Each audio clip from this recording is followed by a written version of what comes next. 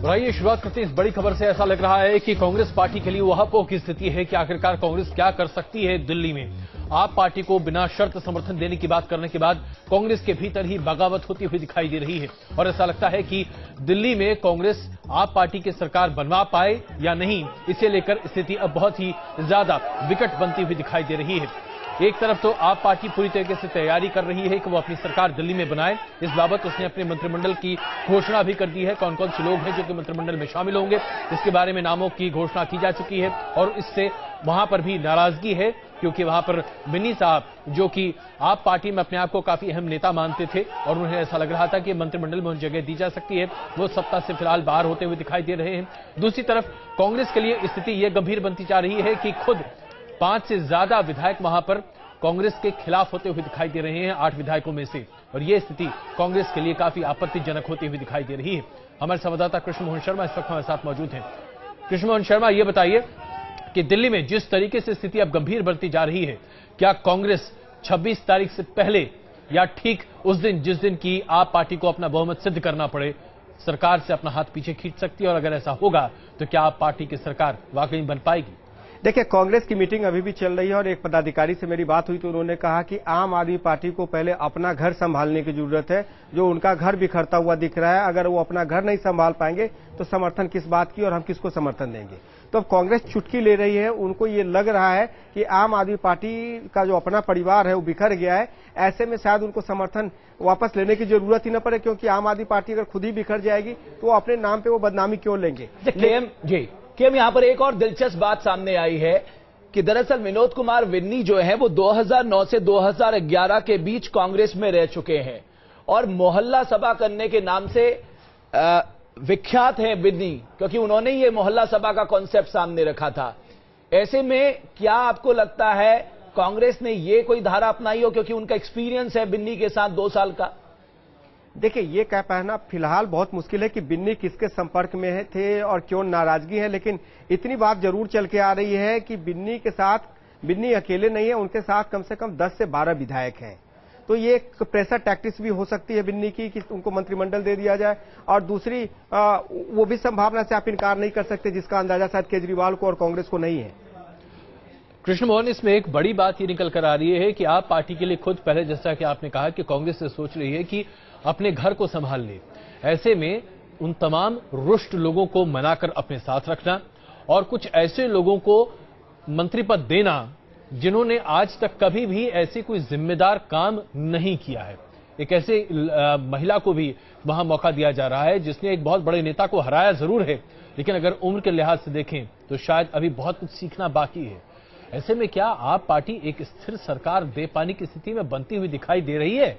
देखिए अजय, आम आदमी पार्टी सरकार स्थिर दे पाएगी नहीं दे पाएगी ये तो बाद की बात है। सवाल फिलहाल ये हो रहा है कि वो सरकार बना पाएंगे कि नहीं बना पाएंगे, क्योंकि अगर बिन्नी अपना किसी तरह से वहां से अलग हो जाते हैं या बिन्नी सदन में नहीं जाते हैं तो उस स्थिति में माइनॉरिटी हो जाएगी, और माइनॉरिटी हो जाएगी मतलब है कि बीजेपी विपक्ष में वोट करेगी वहां पे। ऐसे स्थिति में सबसे पहले इनको बहुमत साबित करना मुश्किल हो जाएगा, और जब बहुमत साबित नहीं हो पाएगा तो आप सरकार कैसे बनाओगे? लेकिन ये तो फ्लोर ऑफ द हाउस में तय होगा ना केएम की, जब आपको मौका मिलेगा, दिन सुझाया जाएगा, आपको फ्लोर ऑफ द हाउस में अपने आप को साबित करना होगा कि आपके पास मेजॉरिटी है। और ऐसे समय में सवाल यह है कौन सी सरकार चाहेगी, कौन सा राजनीतिक दल चाहेगा, कांग्रेस या बीजेपी, वो सरकार गिराते हुए देखे? पब्लिक में ऐसा मैसेज कौन देना चाहेगा? देखिए रमेश, सरकार गिराने और न गिराने की बात तो तब आती है। कांग्रेस के बड़े सीनियर अधिकारी ने यह बताया कि अभी केजरीवाल अपना घर संभाल ले, क्योंकि उनकी भी इस सियासत पे नजर है। बिन्नी का उस मीटिंग से उठ के चला जाना इतनी आसान बात नहीं है, क्योंकि बिन्नी पहले निर्वाचित प्रतिनिधि है जिन्होंने केजरीवाल को ज्वाइन किया था, और उसके बाद से ही केजरीवाल ने बहुत झंडा बुलंद किया था और कहा कि हमारे पास जीते हुए प्रतिनिधि भी आ रहे हैं हमारी पार्टी में, और सबसे पहले वही आए थे। और अगर सबसे पहले वही जा रहे हैं तो एक तरह से ये इंटरनल डेमोक्रेसी की बात हो रही है, और कांग्रेस के लोग चुटकी ले रहे हैं कि ये कैसी डेमोक्रेसी है कि सरकार अभी बनी नहीं और इनके लोग भागने लगे। बिल्कुल। और सबसे दिलचस्प वजह यहां पर यह है कि बिन्नी ने खारिज नहीं किया है। मीडिया में इतने सवाल खड़े हो गए, बिन्नी ने खुद आके खारिज नहीं किया। इसका मतलब वो वाकई निराश हैं। अब सत्ता में राजनीति और राजनीति में नाराजगी अपने आप में शायद कोई मायने रखती है या नहीं रमेश, ये तो वक्त के साथ पता चलता है। लेकिन आइए अब लौटते हैं अपनी बड़ी खबर पर। अरविंद केजरीवाल ने देश में सियासत की एक ऐसी धारा शुरू की है जो देश की राजनीति को कई मामलों में बदलती हुई दिखाई दे रही है। इसमें से कई बातें अरविंद केजरीवाल ने अपने आप में पहली बार की हैं। इसीलिए हम इसे कह रहे हैं अरविंद केजरीवाल की ये तथाकथित तौर पर अचूक फॉर्मूले।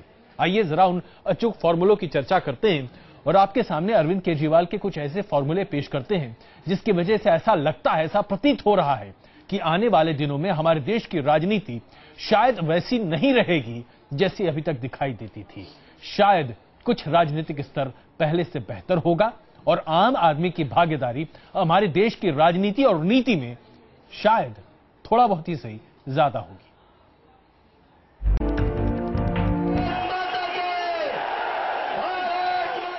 सिर्फ एक साल के अंदर एक पार्टी बनी और उसने देश की राजधानी की सत्ता का सफर पूरा किया। ये कहानी है अरविंद केजरीवाल और उनकी आम आदमी पार्टी की। केजरीवाल ने सियासत में जो प्रयोग किया वो पहले न किसी ने देखा था और न ही सुना था, और केजरीवाल के इन प्रयोगों के पीछे थे वो अचूक फॉर्मूले जिनके बलबूते केजरीवाल ने कांग्रेस और बीजेपी जैसी पार्टियों को भी पटखनी दे दी। केजरीवाल ने जो किया वो बिल्कुल नया और अनोखा था और इसमें सबसे अहम है मुख्यमंत्री की शपथ लेने का उनका तरीका। केजरीवाल जब मुख्यमंत्री बनेंगे तो वो राजभवन की जगह रामलीला मैदान से मुख्यमंत्री पद की शपथ लेंगे, जो दिल्ली के लिए एक नया तजुर्बा होगा। केजरीवाल से पहले दिल्ली के नेता राजभवन जाकर मुख्यमंत्री पद की शपथ लेते थे, लेकिन परंपराओं के दायरे से बाहर निकलकर केजरीवाल ने रामलीला मैदान को चुना। एलजी साहब से जो है सलाह मशवरा करके फिर हमने तो तय कर दिया कि रामलीला मैदान में होना चाहिए। बाकी एलजी साहब जो डेट देंगे उस पर हम अमन बिक रहा है, चमन बिक रहा है। केजरीवाल ने रामलीला मैदान को शपथ ग्रहण के लिए चुना। इसकी भी एक अहम वजह है, रामलीला मैदान ही वो जगह थी जहां अन्ना के साथ केजरीवाल ने लोकपाल के आंदोलन में नई जान फूंकी थी। इसी मैदान में हजारों लाखों देशवासी भ्रष्टाचार के खिलाफ अन्ना और केजरीवाल की जंग से जुड़े थे।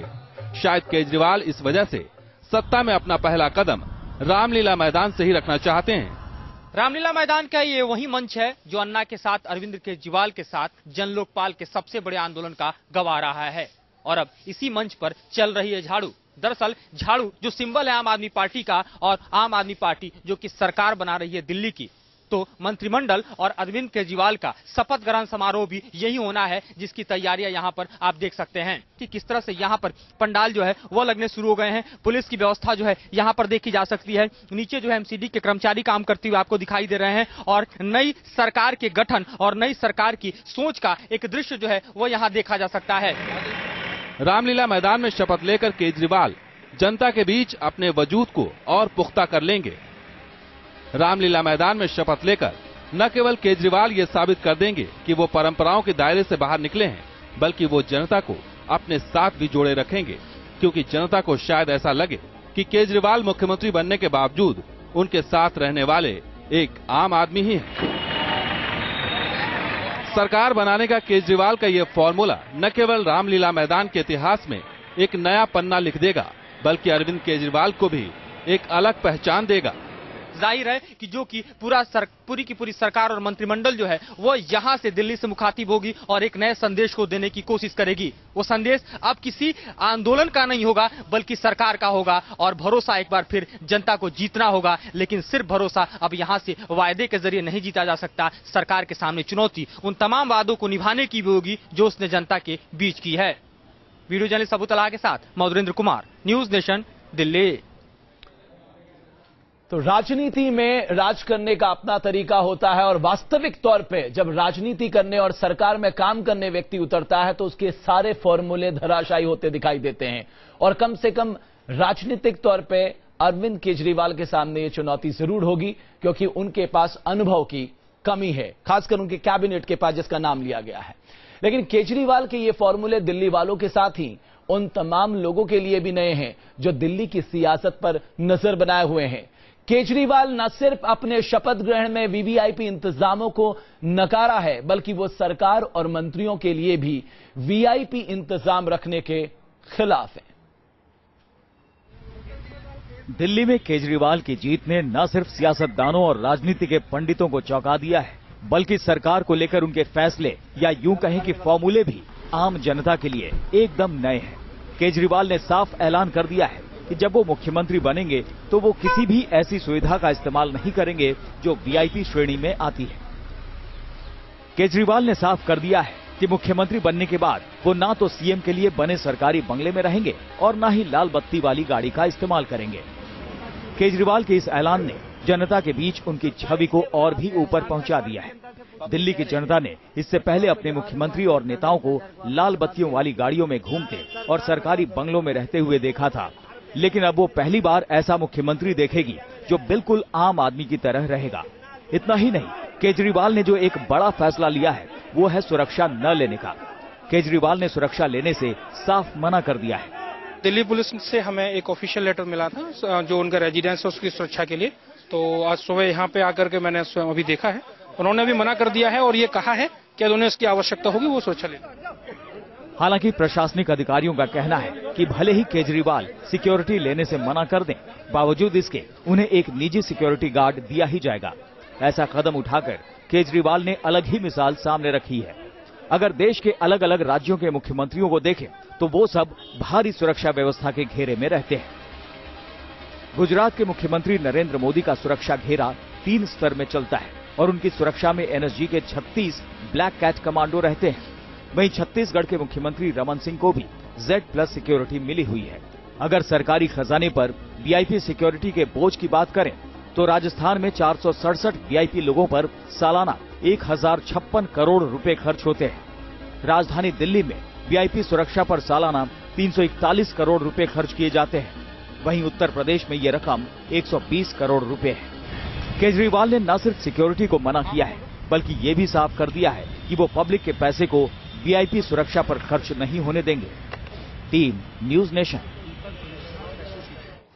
तो अरविंद केजरीवाल ने सियासत की जो एक नई परिपाटी शुरू करने की कोशिश की है, वो अपने आप में कई बातें सामने रखती हुई दिखाई दे रही है और ऐसे में भारतीय जनता पार्टी और कांग्रेस को अपने रवैये को बदलना ही होगा, इसमें कोई दो राय नहीं है। लेकिन इसके साथ साथ जो कुछ हो रहा है दिल्ली की राजनीति में, उसे इससे अलग कर नहीं देखा जा सकता। जबरदस्त घमासान खुद ही आप पार्टी के भीतर भी मची हुई है और कांग्रेस के भीतर तो घमासान है ही कि आखिरकार आप पार्टी को समर्थन देना चाहिए या नहीं। इस पर चर्चा करने के लिए हमारे साथ वरिष्ठ पत्रकार शेषनारायण सिंह साहब मौजूद हैं और साथ ही साथ आप पार्टी से नवीन जय हिंद जी हमारे साथ जुड़े हुए हैं। नवीन जी, आपकी पार्टी आम आदमी की आवाज को बुलंद करती हुई दिखाई देती है, ऐसा आपके तमाम नेताओं का कहना है और आपके बिन्नी साहब, जो कि कई मामलों में हमारे स्टूडियो में भी आए हैं, आपका प्रतिनिधित्व करते हैं, जमकर आप पार्टी की फिलॉसफी को आगे बढ़ाते हैं, लेकिन मंत्रिमंडल में नाम शामिल न हो इससे नाराज होकर बिफर कर बाहर निकलते हैं और योगेंद्र यादव उन्हें मनाते हैं। ये कौन सी तस्वीर है? आप में और भारतीय जनता पार्टी में या फिर कांग्रेस में क्या फर्क है?